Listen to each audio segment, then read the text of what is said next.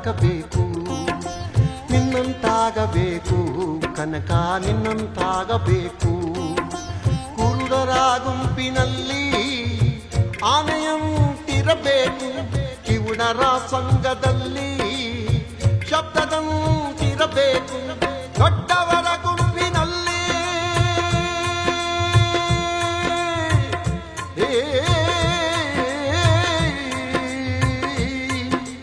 ದೊಡ್ಡವರ ಗುಂಪಿನಲ್ಲಿ ದಡ್ಡನಂತಿರಬೇಕು. ನಿನ್ನಂತಾಗಬೇಕು ಕನಕ ನಿನ್ನಂತಾಗಬೇಕು, ನಿನ್ನಂತಾಗಬೇಕು ಕನಕ ನಿನ್ನಂತಾಗಬೇಕು.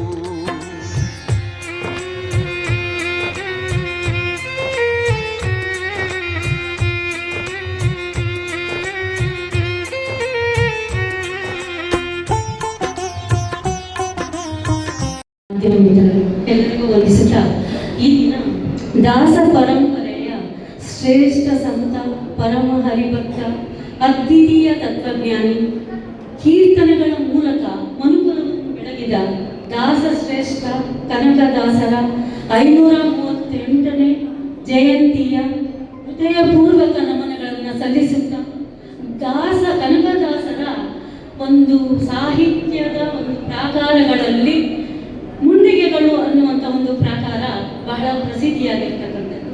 ಮುಂಡಿಗೆ ಅಂತ ಅಂದರೆ ಅದು ಮಂಡೆಗೆ ಕೆಲಸ ಕೊಡುವಂಥದ್ದು ಅಂತ.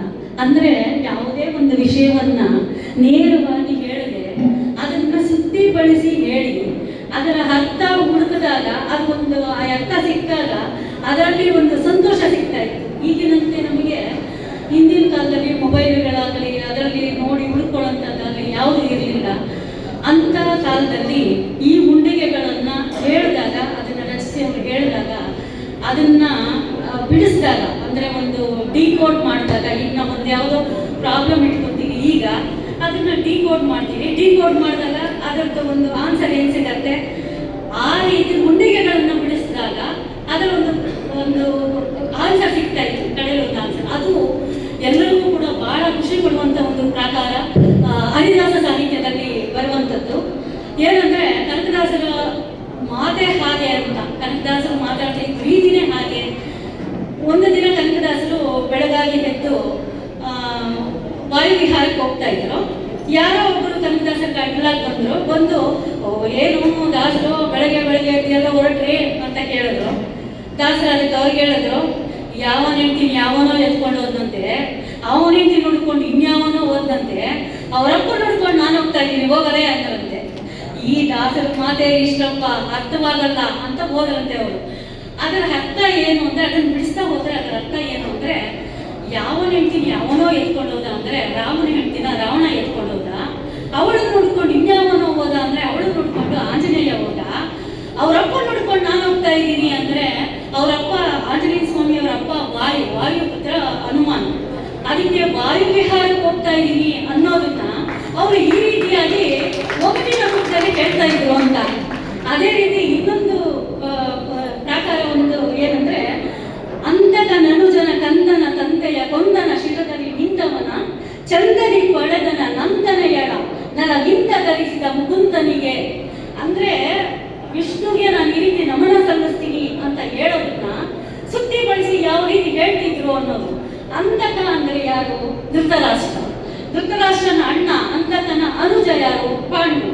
ಪಾಂಡುವಿನ ಮಗ ಯಾರು? ಧರ್ಮರಾಜನ ತಂದೆ ಯಾರು? ಯಮಧರ್ಮರಾಜ.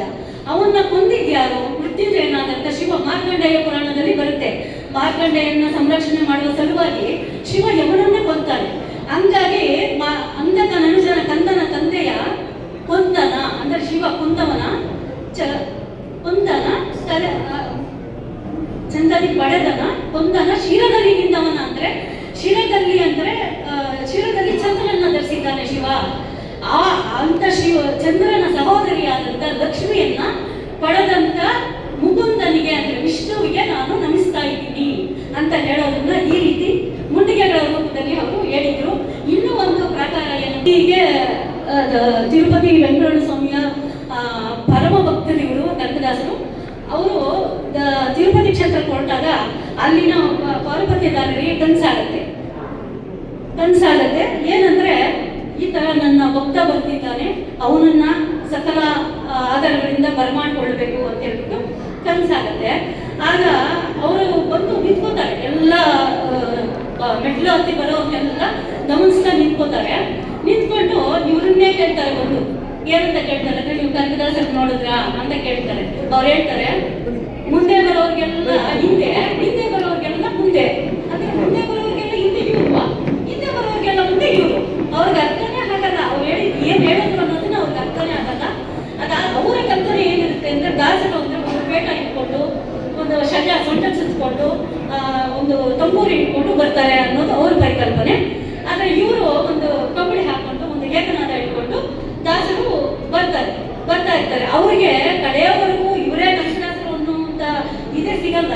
ಅದಕ್ಕೆ ಅವರು ಆನ್ಸರ್ ಹೇಳ್ತಾರೆ. ಏನಂತ ಹೇಳ್ತಾರೆ ಅಂದ್ರೆ, ನೀವು ಕನಕದಾಸರ ಅಂತ ಒಂದು ಪ್ರಶ್ನೆ ಮಾಡಿದಾಗ, ಪುಟ್ಟದಾಸ ನಾನಲ್ಲ, ದಿಟ್ಟದಾಸ ನಾನಲ್ಲ, ಸಿಟ್ಟುದಾಸ ನಾನಲ್ಲ, ಕಷ್ಟದಾಸ ನಾನಲ್ಲ, ಕೊಟ್ಟದಾಸ ನಾನಲ್ಲ, ಹೊಟ್ಟೆದಾಸ ನಾನಲ್ಲ, ಇಟ್ಟಿಗೆ ದಾಸ ನಾನಲ್ಲ, ಶಿಷ್ಟದಾಸ ನಾನಲ್ಲ, ನಿಷ್ಠದಾಸ ನಾನಲ್ಲ, ಭ್ರಷ್ಟದಾಸ ನಾನಲ್ಲ, ಶ್ರೇಷ್ಠದಾಸ ನಾನಲ್ಲ, ವಿತ್ತದಾಸ ನಾನಲ್ಲ, ಉತ್ತದಾಸ ನಾನಲ್ಲ, ನಾನು ಷೋಡಶ ದಾಸರುಗಳ ದಾಸಾನುದಾಸರಮಯ ದಾಸಿಯರ ಮಗ ನಾನು ಅಂತ ಹೇಳ್ತಾರೆ. ಅಂದ್ರೆ ನಾನು ಕನಕದಾಸನಲ್ಲ ಅನ್ನೋದನ್ನ, ಕನಕದಾಸ ಬೇರೆ ದಾಸರಿಗಿಂತ ಡಿಫ್ರೆಂಟ್ ಆಗಿ ನಾನು ಕನಕದಾಸ, ಆ ದಾಸರಲ್ಲ ನಾನು ಅನ್ನೋದನ್ನ ಒಂದು ರೀತಿಯಲ್ಲಿ ಹೇಳ್ತಾರೆ. ಅಂದ್ರೆ ಏನಿದ್ರ ಅರ್ಥ ಅಂತಂದ್ರೆ, ಪುಟ್ಟದಾಸ ಅಂದ್ರೆ 5 ವರ್ಷದ ಬಾಲಕ ಧ್ರುವ ತಂದೆ ತೊಡೆ ಮೇಲೆ ಕುತ್ಕೊಳಕ್ ಹೋದಾಗ ತಾಯಿ ಅವನ್ನ ತೊಡೆ ಮೇಲೆ ಕುತ್ಕೊಳಕ್ ಬಿಡೋದಿಲ್ಲ. ಆ ಸಂದರ್ಭದಲ್ಲಿ ಅವರು ತಪಸ್ ಮಾಡಿ ತಾಯಿಯ ಅನುಗ್ರಹ, ವಿಷ್ಣುವಿನ ಅನುಗ್ರಹ ಪಡ್ಕೊಂಡು ಆತ ಧ್ರುವ ನಕ್ಷತ್ರವಾಗಿದ್ದಾನೆ. ಇವತ್ತು ಸಾಮ್ರಾಜ್ಯವನ್ನ ಹಾಳುವಂತ ಒಂದು ಇದು ಅನುಗ್ರಹ ಆತನಿಗೆ ಸಿಗುತ್ತೆ. ಅಂತ ದಾಸ ನಾನಲ್ಲ, ಪುಟ್ಟದಾಸ ನಾನಲ್ಲ. ದಿಟ್ಟದಾಸ ಅಂದ್ರೆ ಎಲ್ಲಿರುವನು ನಿನ್ನ ಹರಿ. ನಮ್ಮ ಹೊಸಕೋಟೆ ವಕೀಲರ ಸಂಘದ ಎಲ್ಲ ವಕೀಲರು, ವಿಶೇಷವಾಗಿ ಅಧ್ಯಕ್ಷರು, ಪದಾಧಿಕಾರಿಗಳು, ವೆಂಕಟಸ್ವಾಮಿ ಅವರು, ಎಲ್ಲ ಹಿರಿಯ ಕಿರಿಯ ಎಲ್ಲ ವಕೀಲರು ನನ್ನನ್ನು ಇವತ್ತು ಈ ಒಂದು ಕಾರ್ಯಕ್ರಮಕ್ಕೆ ಆಹ್ವಾನಿಸಿದರು. ನಾನು ಮತ್ತು ಕನಕದಾಸರ ಬಗ್ಗೆ, ಅವರ ನಡೆನುಡಿಯ ಬಗ್ಗೆ, ಅವರ ಸಮಾಜವನ್ನು ಕಟ್ಟಿದ ಬಗ್ಗೆ ಕೀರ್ತನೆಗಳ ಮುಖಾಂತರ ಈ ಸಮಾಜವನ್ನು ಎಚ್ಚರಿಸುವ ಒಂದು ಕಾರ್ಯವನ್ನು ಮಾಡಿದರು ಅಂತ ಹೇಳಿ, ನಾನು ಕೂಡ ಅವರ ಕೀರ್ತನೆಗಳಿಂದ ಪ್ರಭಾವಿತನಾಗಿ ಇವತ್ತು ಈ ಕಾರ್ಯಕ್ರಮದಲ್ಲಿ ಭಾಗವಹಿಸಿದ್ದೆ. ಭಾಳ ಅಚ್ಚುಕಟ್ಟಾಗಿ ವಕೀಲರೆಲ್ಲರೂ ತಾವೆಲ್ಲ ನೋಡ್ತಾ ಇದ್ದೀರಿಲ್ಲ, ಭಾಳ ಅಚ್ಚುಕಟ್ಟವಾಗಿ ನಿರ್ವಹಿಸಿದ್ದಾರೆ. ಭಾಳ ಸಂತೋಷ ಆಯಿತು. ಮತ್ತೊಮ್ಮೆ ಎಲ್ಲರಿಗೂ ಭಕ್ತ ಕನಕದಾಸರ ಜಯಂತ್ಯುತ್ಸವದ ಶುಭಾಶಯಗಳು. ಈಗಲ್ಲ, ಅಥವಾ ಕನಕದಾಸರ ಕಾಲದಿಂದನೂ ಅಲ್ಲ, ಅಥವಾ ಬಸವಣ್ಣವರ ಕಾಲದಿಂದನೂ ಅಲ್ಲ, ಅಥವಾ ಬುದ್ಧನ ಕಾಲದಿಂದನೂ ಅಲ್ಲ, ಇದು ಶತಮಾನಗಳಿಂದ ಯಾವಾಗ ನಮಗೆ ನಾಗರಿಕತೆಯ ಒಂದು ಜ್ಞಾನ ಬಂದಿದೆಯೋ ಅವತ್ತಿನಿಂದ ಮೇಲು ಕೀಳು, ನಾನು ಶ್ರೇಷ್ಠ ಮತ್ತೊಬ್ಬ ಕನಿಷ್ಠ, ನಾನು ಮೇಲು ಮತ್ತೊಬ್ಬ ಕೀಳ ಅನ್ನುವ ಒಂದು ಏನು ಮಾನಸಿಕ ಸ್ಥಿತಿ ಇತ್ತಲ್ಲ, ಆ ಮಾನಸಿಕ ಸ್ಥಿತಿ ಅದರ ವಿರುದ್ಧ ಒಂದು ಆಂದೋಲನವಾಗಿ ಬುದ್ಧ, ಬಸವ, ಅಂಬೇಡ್ಕರ್, ಕನಕದಾಸನಂಥ ಶ್ರೇಷ್ಠ ದಾಸರು ಹೋರಾಡ್ತಾ ಬಂದರು. ಇನ್ನೂ ಕೂಡ ನಮ್ಮ ಸಮಾಜದಲ್ಲಿ ನಾವು ಈ ಜಾತಿಯ ವ್ಯವಸ್ಥೆಯನ್ನು ನಾವು ನೋಡ್ತಾ ಇದ್ದೇವೆ.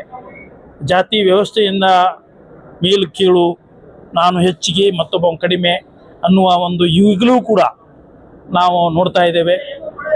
ಇದು ನಮ್ಮ ಮನಸ್ಸು ಶುದ್ಧಿ ಆಗಬೇಕು. ಈಗ ಕೀರ್ತನೆಗಳ ಮುಖಾಂತರ, ವಚನಗಳ ಮುಖಾಂತರ ಬಸವಣ್ಣವರು, ಕನಕದಾಸರು ಹೇಳಿದರು. ಆದರೆ ನಮ್ಮ ಮನಸ್ಸು ಕೂಡ ಶುದ್ಧ ಆಗಬೇಕು. ಜಾತಿಯ ಎಲ್ಲೆಯನ್ನು ಮೀರಿ ನಾವು ಸಮಾಜವನ್ನು ಕಟ್ಟುವಲ್ಲಿ ಒಂದು ಪ್ರಯತ್ನ ಮಾಡಬೇಕು. ಸರ್ಕಾರ ಸ್ಪಂದಿಸಬೇಕು.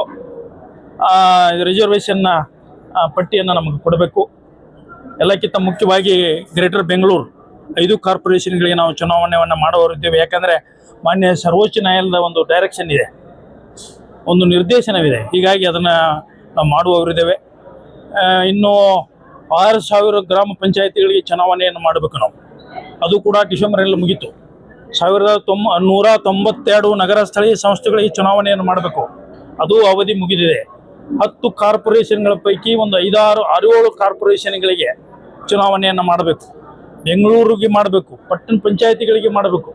ಅವೆಲ್ಲವೂ ಕೂಡ ನಮ್ಮ ಆಯೋಗದ ಮುಂದೆ ಈಗ ಚುನಾವಣೆ ಮುಂದಿನ ವರ್ಷ ಏನಾದರೂ ಆದರೆ ಏನೋ ನನಗೂ ಗೊತ್ತಿಲ್ಲ ಮುಂದಿನ ವರ್ಷ ಆಗ್ತಿತ್ತೋ ಇಲ್ಲೋ ಅಂತೇಳಿ ನಾನು ಕೂಡ ಕಾತರದಿಂದ ಕಾಯ್ತಾ ಇದ್ದೇನೆ. 2026ರಿಂದ 26ನೇ ಇಸ್ವಿ ಚುನಾವಣೆ ವರ್ಷ ಆಗಲಿ ಅಂತ ನಾನು ಕೂಡ ಬಯಸ್ತೇನೆ. ಇಲ್ಲೆಲ್ಲ ಇರೋ ವಕೀಲರು ಬರೀ ವಕೀಲರಷ್ಟೇ ಅಲ್ಲ, ಇವರೆಲ್ಲರೂ ನಾಯಕರಾಗಬೇಕು. ಇವರೆಲ್ಲ ಈ ಚುನಾವಣೆಗೆ ನಿಲ್ಲಬೇಕು, ನಾಯಕರಾಗಬೇಕು ಮತ್ತು ಮತದಾನ ಕಟ್ಟಿಯವರಿಗೆ ಬರಬೇಕು, ಮತದಾನ ಮಾಡಬೇಕು. ಇದು ನಮ್ಮ ಉದ್ದೇಶ. ಮನೆಯಲ್ಲಿ ಕುಳಿತು ಯಾರು ಅವ್ರ ಹಾಗೆ ಇವ್ರ ಹಾಗೆ ಚರ್ಚೆ ಮಾಡಬಾರ್ದು. ಮತಗಟ್ಟೆಯವರಿಗೆ ಬರಬೇಕು, ಮತ ಹಾಕಬೇಕು, ಯೋಗ್ಯ ವ್ಯಕ್ತಿಯನ್ನ ಆರಿಸಿ ತರಬೇಕು. ಇಷ್ಟೇ ನಾನು ಕೇಳ್ಕೊಳ್ಳುವುದು.